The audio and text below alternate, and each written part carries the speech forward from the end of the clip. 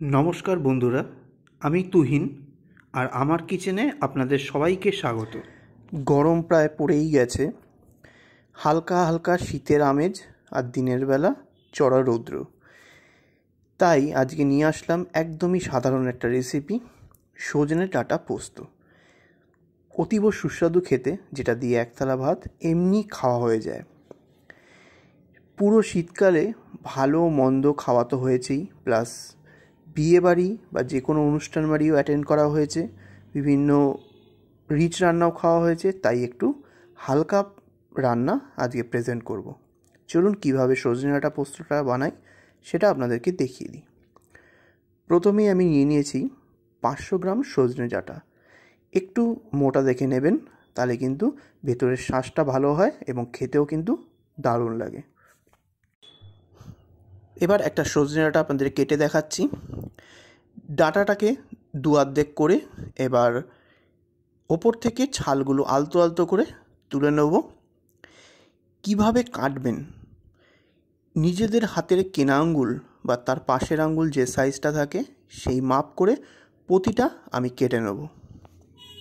দেখুন, আমি হাতের ওপরে তুলে নিজেরই কেনা আঙ্গুলের মাপ করে কেটে নিয়েছি। ঠিক এরকমভাবেই প্রতিটা ডাঁটা আঁশ ছাড়িয়ে এরকম সেম সাইজে কেটে নেব। পরপর দুটো ডাঁটা কেটে আপনাদেরকে দেখাচ্ছি। দেখুন, ইকুয়ালি সেম সাইজ আমার কেনা আঙ্গুলের। বাকিগুলো একেবারে কেটে নেব। দেখুন, সব সজনে ডাঁটা আমার কাটা হয়ে গেছে এবং সব সেম মাপেরই কেটে নিয়েছি। এইবার সজনে ডাঁটাটা সাইডে রেখে নিয়ে নেব একটা মিডিয়াম সাইজের আলু। আমি ওপরের ছালটা অলরেডি ছাড়িয়ে নিয়েছি। এবার সজনে ডাঁটার মাপ করেই আলুর মাপটাও কিন্তু সেরকম হবে। বেশি মোটা করেও কাটবেন না আর বেশি সরু করেও কাটবেন না, ইকুয়ালি যাতে সুসিদ্ধ হয় সেরকমভাবে কাটতে হবে। শুধু সজনে ডাঁটা পোস্তও আপনি করতে পারেন, কিন্তু আমি এখানে একটু আলু ইউজ করেছি। এছাড়া আপনি বেগুনও কিন্তু ইউজ করতে পারেন, কিন্তু কুমড়ো ঝিঙে ইউজ করবেন না। আলুটা আমি সেমভাবে কেটে নিলাম সজনে ডাঁটার মাপ করে। আলু আর সজনে ডাঁটা কেটে নেওয়ার পর এর মধ্যে পরিমাণ মতো জল দিয়ে ভালো করে এটাকে ধুয়ে নিতে হবে। দেখুন, ভালো করে ধুয়ে নেওয়া হয়ে গেছে। এইবার একটা মিক্সার গ্রাইন্ডার নিয়ে নেব। এবার এর মধ্যে দিয়ে দেবো 2 টেবিল চামচ পোস্ত দানা, মানে পপি সিড। একটু পোস্তটার পরিমাণ বেশি না নিলে, ঠিক যে কোনো পোস্তই, আলু পোস্ত বলুন, বেগুন পোস্ত বলুন, ফুলকপি পোস্ত বলুন বা ডাঁটা পোস্ত বলুন, কোনোটাই কিন্তু ঠিক সেরকম স্বাদ হয় না, খেতেও ভালো লাগে না। একটু গামাখা ভাব হবে, তবেই খেতে ভালো হবে। এইবার এই পোস্তটাকে আমি ড্রাই গ্রাইন্ড করে নেব প্রথমে। দেখুন, ড্রাই গ্রাইন্ড করে নিয়েছি, মানে মিহি করে গুঁড়ো করে নিয়েছি শুকনোভাবে। এবার দিয়ে দেবো এর মধ্যে 6টা কাঁচা লঙ্কা। আপনারা ঝালটা কতটা খাবেন সেই অনুযায়ী কিন্তু ব্যবহার করবেন।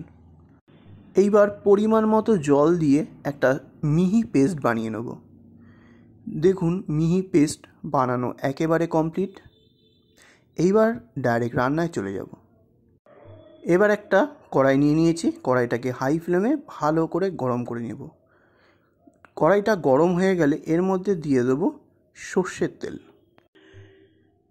এর মধ্যে আমি ইউজ করেছি 3 টেবিল চামচ সর্ষের তেল, মানে 3 টেবিল স্পুন মাস্টার্ড অয়েল। তেলটাকে হাই ফ্লেমে ভালো করে গরম করে নেব। যে কোনো পোস্ত রান্না করলে অবশ্যই কিন্তু সর্ষের তেল ব্যবহার করবেন। সর্ষের তেল ছাড়া কোনো পোস্ত রান্নায় কিন্তু সেই স্বাদ আসে না। তেলটা ভালো করে ধোয়া ওঠা গরম হয়ে গেলে দিয়ে দেবো 2 থেকে 3 পিঞ্চ মতো কালো জিরে, মানে 2-3 পিঞ্চ নাইজেলা সিডস। এবার দিয়ে দেবো 2টো চিড়ে নেওয়া কাঁচা লঙ্কা। এটা কিন্তু ঝালের সাথে ফ্লেভারটাও আনতে সাহায্য করবে, অপূর্ব হয় খেতে। এইভাবে দিয়ে করবেন। কাঁচা লঙ্কাটা একটু তেলের মধ্যে ফ্রাই হয়ে গেলে এর মধ্যে দিয়ে দেবো সজনে ডাঁটা আর আলুর টুকরোগুলো দিয়ে তেলের সঙ্গে ঠিক 1 মিনিট মতো একটু সাঁতলে নিতে হবে, মানে ফ্রাই করে নিতে হবে এইবার তেলে সজনে ডাঁটাটা সাঁতলে নেওয়ার পর ওপর থেকে দিয়ে দেবো স্বাদ অনুযায়ী নুন, দিয়ে ভালো করে একটু সজনে ডাঁটাটা একটু ভেজে নিতে হবে। এতে কিন্তু সজনে ডাঁটা আলু একটু সুসিদ্ধ হবে ভালোভাবে। কিছুক্ষণ ফ্রাই করে নেওয়ার পর এর মধ্যে দিয়ে দেবো বেটে রাখা পোস্তদানা। পোস্তটা দিয়ে ফ্লেমটাকে লোতে করে একটু ডাঁটা আর আলুর সাথে পোস্তটাকে একটু ভাজা করতে হবে, মানে অত্যাধিক ভাজা নয়, হালকা নাড়াচাড়া করতে হবে যাতে খুব সুন্দরভাবে ডাঁটা আর আলুর গায়ে পোস্তটা ভাজা ভাজা হয়ে লেগে যায়, মানে স্টিক করে যায়। পোস্তটা দিয়ে জাস্ট কিছু সেকেন্ড একটু নাড়াচাড়া করে নেওয়ার পরই গ্রাইন্ডারটার মধ্যে যে পোস্ত লেগে আছে সেটাকে ধুয়ে এর মধ্যে জলটা দিয়ে দেবো। জলটা কতটুকু দেবেন সেটার পরিমাপটা হচ্ছে ডাঁটা আর আলুটা যাতে ডুবে যায় সেই পরিমাপ মেপেই জলটা দেবেন। ডুবে যাওয়া অবধি কিন্তু দেবেন, এর থেকে বেশি দেবেন না। এবার ফ্লেমটাকে হাইতে দিয়ে জলটাকে ফুটিয়ে নিতে হবে। জলটা ফুটে গেলে ফ্লেমটা মিডিয়ামে দিয়ে একটা ঢাকা দিয়ে ঠিক 10 মিনিট এইভাবেই ফুটিয়ে নেব যাতে ডাঁটা আলু সমানভাবে সুসিদ্ধ হয়। ঠিক 10 মিনিট ফুটিয়ে নেওয়ার পর আমি ঢাকনাটা খুলে নেব। এইবার চেক করে নেব আলুটা আর সজনে ডাঁটাটা সুসিদ্ধ হয়েছে কিনা। দেখুন খুন্তি দিয়ে কাটতেই আলুটা কিন্তু সুন্দরভাবে কেটে গেল, আর ডাঁটাটার ওপরেও খুন্তি দিয়ে প্রেস করতেই দেখুন ওটা কিন্তু ফেটে যাচ্ছে, মানে সুন্দরভাবে সুসিদ্ধ হয়েছে। এইবার কিন্তু এই ঝোলটাকে কিন্তু শুকিয়ে নিতে হবে, মানে একটু গামাখা টাইপের হবে পোস্তটা খেতে, গরম ভাতে জম্পেস লাগে। এবার ফ্লেমটাকে হাইতে দিয়ে ঝোলটাকে একটু শুকিয়ে নেব। ফ্লেভারের জন্য দিয়ে দেবো 4টে চিড়ে নেওয়া কাঁচা লঙ্কা, এতে ফ্লেভারটা ভালো হবে, আর ভাতের সঙ্গে মেখে খেতেও কিন্তু দারুণ লাগবে। দেখুন গ্রেভিটা কিন্তু প্রায় শুকিয়ে এসেছে, যেটুকু হালকা থকথকে গ্রেভি আছে এটা কিন্তু সাফিসিয়েন্ট। এইবার ফ্লেমটাকে অফ করে দিতে হবে, দিয়ে ওপর থেকে একটু কাঁচা সর্ষের তেল ছড়িয়ে দেবো। ছড়িয়ে দেওয়ার পর হালকা মিক্স করে নিয়ে ঢাকা চাপা দিয়ে 5 মিনিট এইভাবেই স্ট্যান্ডিং টাইম দেবো। এই কাঁচা সর্ষের তেল আর এই কাঁচা লঙ্কা এই ফ্লেভারটা পুরো রন্ধ্রে রন্ধ্রে মিশে যাবে এই সজনে পোস্তর মধ্যে। ঠিক 5 মিনিট পর আমি ঢাকাটা তুলে নিলাম। দেখুন একদম রেডি হয়ে গেছে সজনে পোস্ত।